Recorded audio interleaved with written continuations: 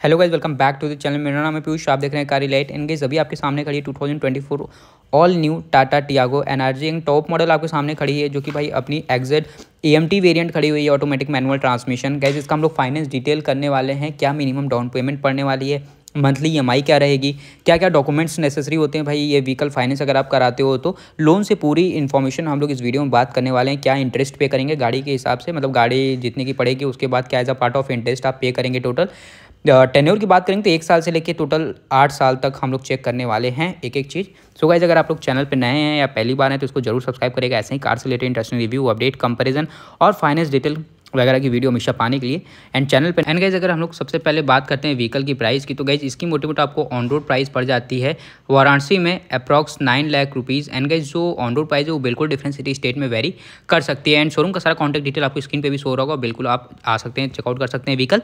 तो गाइस यहाँ पे अगर डाउन पेमेंट की बात करते हैं तो यहाँ पे हम लोग जो इसका मिनिमम डाउन पेमेंट पड़ने वाला है 1.5 लाख रुपये, 1.5 लाख मिनिमम डाउन पेमेंट पड़ेगा। अगर आपकी स्टेटमेंट बढ़िया है या फिर ऑन एवरेज अगर देखते हैं तो आपकी मंथली जो अर्निंग है, सैलरी है, वो अगर बहुत बढ़िया है या फिर आपकी जो इनकम है अगर आप एम्प्लॉयर हो वो ठीक ठाक है तो भाई ये थोड़ा सा कम हो सकता है। सिविल रिपोर्ट बढ़िया है तो 1.5 लाख से भी कम हो सकता है। हालांकि हम लोग एवरेज लेके चल रहे हैं, ऑन एवरेज 1.5 लाख इसका मिनिमम डाउन पेमेंट रहने वाला है। और टेन्योर की बात करेंगे तो सबसे पहले हम लोग भाई 1 साल के लिए बात करेंगे। और रेट ऑफ इंटरेस्ट अपना जो रहने वाला है वो 10% का, क्योंकि अभी RBI की तरफ से रेट ऑफ इंटरेस्ट ज़्यादा चल रहा है तो हम लोग एवरेज 10% का रेट ऑफ इंटरेस्ट लेके चलते हैं। तो अगर 1 साल के लिए अगर आप इसको लेंगे और 1.5 लाख रुपये देते हैं डाउन पेमेंट मिनिमम, तो आपका मंथली EMI जो पड़ने वाला है 65,500 रुपीज़ पड़ेगा।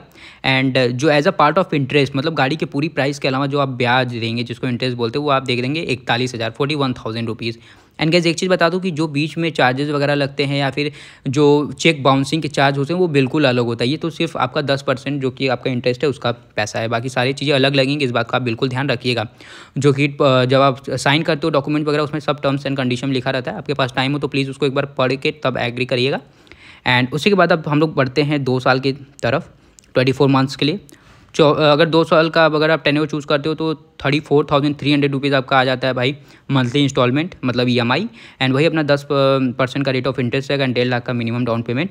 और जो इंटरेस्ट आप पे करेंगे भाई अगर आप देखेंगे 2 साल के लिए तो वो भाई आपका चला जाएगा अप्रॉक्स 81,000 to 82,000। एंड गैस वही अपना 1.5 लाख का मिनिमम डाउन पेमेंट रहने वाला है, 10% का ROI। और जो मंथली इंस्टॉलमेंट 34,300 अप्रॉक्स रहने वाला है। एंड अब आ जाते हैं भाई 3 साल के लिए 36 मंथ, जो कि सबसे ज़्यादा कॉमन टेन्योर है चूज़ करने वाला सबका, मतलब सब 36 महीने का यूज़ करता है क्योंकि काफ़ी ज़्यादा एक तरीके से रिलायबल रहता है और सब इजीली अफोर्ड कर लेता है।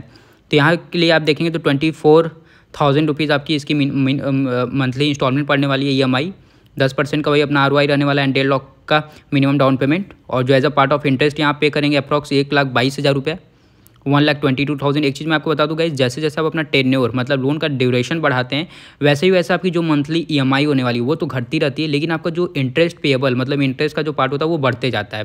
तो इसमें आप बिल्कुल ये मत सोचिए कि भाई टेन्योर को बढ़ा देते हैं जिससे कि EMI कम आ रहा है, तो वहाँ भाई EMI कम आ रहा है तो ठीक है, लेकिन आप इंटरेस्ट मतलब गाड़ी के प्राइस के हिसाब से ज़्यादा बहुत पैसा दे देंगे। तो ये सब चीज़ का पूरा आप कैलकुलेट पहले से कर लीजिएगा, जिससे कि आपको गाड़ी लेने के बाद ये ना लगे कि भाई बहुत ज़्यादा घाटे में आ गए, मतलब कि 8 लाख की गाड़ी हम लोग 12 लाख में लिए हैं। तो ये सब अपने भाई अकॉर्डिंग सब देख लीजिएगा। एंड अब उसी के बाद आ जाते हैं हम लोग बढ़ते हैं भाई 4 साल के लिए, 4 ईयर के लिए, और 48 महीना भी बोल सकते हैं आप। तो इसका गाइस 19,000 रुपये मंथली EMI पड़ेगा, 1.5 लाख रुपये अपना डाउन पेमेंट रहने वाला है एंड 10% का रेट ऑफ इंटरेस्ट। और यहाँ पे आप जो पे करेंगे अप्रॉक्स 1,63,000 रहने वाला है आपका इंटरेस्ट का जो पार्ट है, जो कि स्टार्टिंग में कुछ 50,000 था, अभी तक 1,60,000 हो गया है 4 साल के लिए। और वही भाई अपना 1.5 लाख का मिनिमम डाउन पेमेंट वगैरह है। तो एक चीज़ आप नोटिस कर रहे होंगे कि जैसे जैसे अपना ड्यूरेशन वगैरह बढ़ रहा है इंटरेस्ट अपना भागे जा रहा है और EMI घटते जा रहा है। तो आपको इंटरेस्ट भी ज़्यादा रखना है। आपको अगर गाइस जैसे ड्यूरेशन ज़्यादा रखना है तो आप काम करिए, अपना जो डाउन पेमेंट है उसको बढ़ा दीजिए, ये काफ़ी ठीक हो जाता है। जिससे कि डाउन पेमेंट बढ़ाने से क्या होता है कि आपके जो इंटरेस्ट होते हैं फिर वो कम लगते हैं। तो ये आप बिल्कुल कर सकते हैं। अब हम लोग आते हैं 5 साल की तरफ। 60 मंथ का अगर टेन्योर चूज़ करते हैं तो अप्रॉक्स 16,000 रुपये आपका आ जाने वाला है मंथली इंस्टॉलमेंट EMI एंड 10% का वही ROI रहने वाला है, 1.5 लाख का डाउन पेमेंट। और इसके लिए गाइस यहाँ पे आप देखेंगे अगर 5 साल के लिए चूज़ करते हैं तो जो आप गाड़ी के छोड़कर जो पैसा आप टोटल देंगे इंटरेस्ट का पार्ट वो रहने वाला है 2,05,000 रुपये। मतलब गाड़ी की प्राइस अगर समझ लीजिए अप्रॉक्स 9 लाख है तो आप 11 लाख की टोटल गाड़ी पड़ जाएगी। एंड फिर उसी के बाद अब बढ़ते हैं हम लोग 6 साल की तरफ। 6 साल में गाइस आपकी मंथली इंस्टॉलमेंट पड़ने वाली है अप्रॉक्स 14,000 रुपये। ROI 10% का, वह 1.5 लाख का अपना रहने वाला है डाउन पेमेंट, और अप्रॉक्स 2.5 लाख रुपये आप इसका देंगे इंटरेस्ट का पार्ट, अगर आप 6 साल के लिए चूज़ करते हैं। एंड 7 साल की बात करते हैं तो अप्रॉक्स 12,500 रुपये आपका रहने वाला है EMI, और इंटरेस्ट पे करेंगे 3 लाख रुपया 7 साल के लिए, और भाई अपना 1.5 लाख का भाई अपना डाउन पेमेंट और 10% का rate of interest. Last tenure को चूज़ कर लेते हैं हम लोग, जो कि भाई अपना रहने वाला है 8 साल के लिए, 96 मंथ के लिए। यहाँ पे सबसे मिनिमम डाउन पेमेंट देने के बाद मिनिमम EMI रहने वाली है 11,300 रुपीज़, जहाँ पे मैक्सिमम इंटरेस्ट पेएबल होगा 3,50,000, मतलब अप्रॉक्स 3.5 लाख। और टोटल व्हीकल अगर आप देखते हैं तो आपको पड़ जाती है भाई 12.5 से 13 लाख तक में। एंड गाइज अब डॉक्यूमेंट्स की बात कर लेते हैं, क्या क्या डॉक्यूमेंट्स नेसेसरी होंगे। गाइज एक चीज़ आप ध्यान रखिएगा, जैसे ही व्हीकल आप फाइनेंस कराते हो तो मैं फाइनेंशियल से जरूर रिक्वेस्ट करिए ROI कम करें, या जो चार्जेस वगैरह हैं ये सब चीज़ें आप पहले से उनसे समझ लें कि चेक बाउंसिंग चार्ज क्या आप लेते हैं, हर एक चीज़। तो ये सब चीज़ पहले से समझ ले तो ज़्यादा अच्छा रहेगा, क्योंकि उन लोग तो as a terms and condition जितने भी पेजेस में लिखे रहते हैं 4 साइज पेज में, उससे आप साइन करा लेते हैं, तो बाद में अगर कुछ भी आप बोलेंगे तो बोलेंगे सर आपने टर्म्स एंड कंडीशन एक्सेप्ट किया है। ठीक है, तो ये सब चीज़ का बिल्कुल ध्यान रखिएगा। एंड अब बढ़ते हैं हम लोग डॉक्यूमेंट्स की तरफ। तो डॉक्यूमेंट्स में देखिए क्या क्या चीज़ें चाहिए होती हैं। आइडेंटिटी प्रूफ, एंड आपका भाई एड्रेस प्रूफ जहाँ आप रहते हो, उसी के बाद आपका इनकम प्रूफ चाहता है, passport size photo, cheques, mandate के लिए डेबिट कार्ड भी कभी कभी ज़रूरत होते हैं। एंड उसके बाद पहले से जो लोन है उसको आप क्लियर किए तो NOC चाहिए होता है, ये सब चीज़ें चाहिए होती है। तो आइडेंटिटी में Aadhaar card, PAN card, driving licence, utility bill में इलेक्ट्रिसिटी बिल वगैरह ये सब चीज़ें आप दे सकते हो।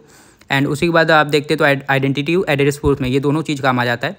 और देखेंगे तो अर्निंग में देखते हैं तो भाई अगर आप एम्प्लॉई हैं तो अपना सैलरी स्लिप और बैंक स्टेटमेंट आप 6 to 8 मंथ का दे सकते हैं। सैलरी स्लिप में आपका भाई फॉर्म 16 TDS सर्टिफिकेट भी दे सकते हैं।